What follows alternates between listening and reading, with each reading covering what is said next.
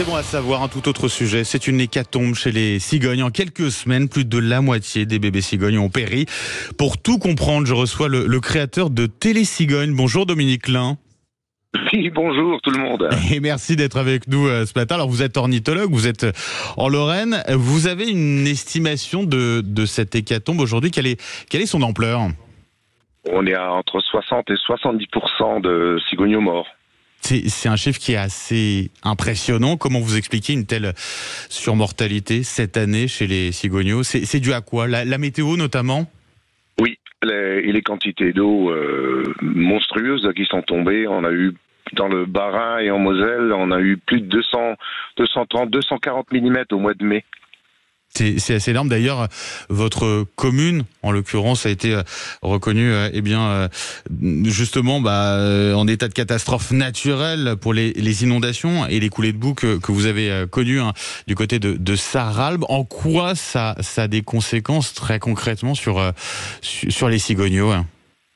Les cigognos sont surtout morts de froid. Il pleut. Ils sont pas morts noyés parce que le nid, normalement, il est assez perméable. Il est absolument pas étanche. Les cigognes picorent le nid avec leur bec pour faire des petits trous. Et donc il pleut. Les cigognes vont chercher à manger. Ils reviennent. Elles sont toutes mouillées. Elles s'assoient sur les cigognos qui sont complètement nus.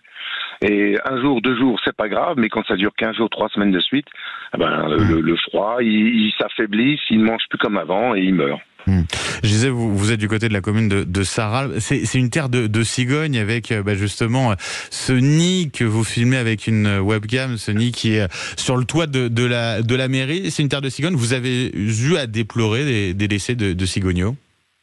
Ah oui, il reste encore sur 60. On a 60 couples dans la Moselle, 60 couples dans la commune de Sarralbe. D'accord. Il doit rester une quinzaine de cigognos, c'est tout. Tout est, ils tombent. Les parents, les adultes, les balancent hors du nid quand ils sont petits.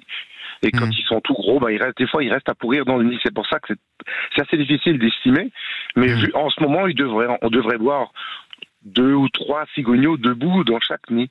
Et là, un nid sur 2 est vide. Et ceux qui sont pas vides, il reste 1 ou 2 cigognos. Est-ce que c'est inquiétant pour l'espèce, pour la survie de l'espèce du côté de l'Est, globalement de l'Est de la France? C'est un symbole, la cigogne, très clairement, chez vous. Ah oui, la cigogne, c'est... Alors Dominique Lin, malheureusement, oui. alors voilà, je vous entends mieux. Vous avez un petit peu perdu, Dominique Lin. Allez-y, reprenez s'il vous plaît. Voilà, la cigogne en Alsace-Lorraine est un symbole. Ça fait partie de notre patrimoine. Et non, c'est pas inquiétant. Ce sera une année noire, comme pour tous les petits oiseaux, les passereaux, tous les animaux qui vivent sur l'eau. Avec les quantités d'eau qu'on a eues, les rivières étaient en crue. Donc les nids sont partis, les petits canards, les petits cygnes, tout ça c'est parti, ça a disparu. C'est pas inquiétant. Bon, il fallait pas que ça continue chaque année, mais on a quand même beaucoup de cigognes maintenant. L'espèce est sauvée, il n'y a aucun problème. C'est-à-dire qu'on a eu globalement ces dernières années une augmentation de la population de cigognes du côté de l'Alsace, de la Lorraine ? Ah oui, complètement. En Lorraine, il y a 15 ans, on avait 150 couples. Maintenant, on est à plus de 700 couples en 15 ans. Ah oui. Ça explose. Il y a beaucoup de nourriture, c'est surtout ça. La nourriture est abondante dans les champs. Bon, preuve que l'agriculture est en train de changer aussi, puisqu'il y a plus de nourriture. Donc c'est la nourriture, ils ont la nourriture, il leur faut le gîte et le couvert. Elles trouvent à manger, elles s'installent sur les toits des maisons, les gens les acceptent encore un petit peu. Ça commence aussi un petit peu à râler. Est-ce que c'était compliqué pendant un temps ? Il y a des gens qui râlent un peu parce qu'avant la cigogne portait bonheur. Quand elle s'installe sur un toit, ça protège de la foudre, ça porte bonheur.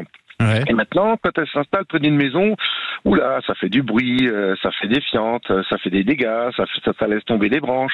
Oui, de temps en temps, j'en prends un petit peu, un petit peu sur la tête. Mais bon, moi, je suis l'avocat des cigognes. Je sais que je vais en prendre, mais c'est pas grave. J'ai des arguments, on peut discuter.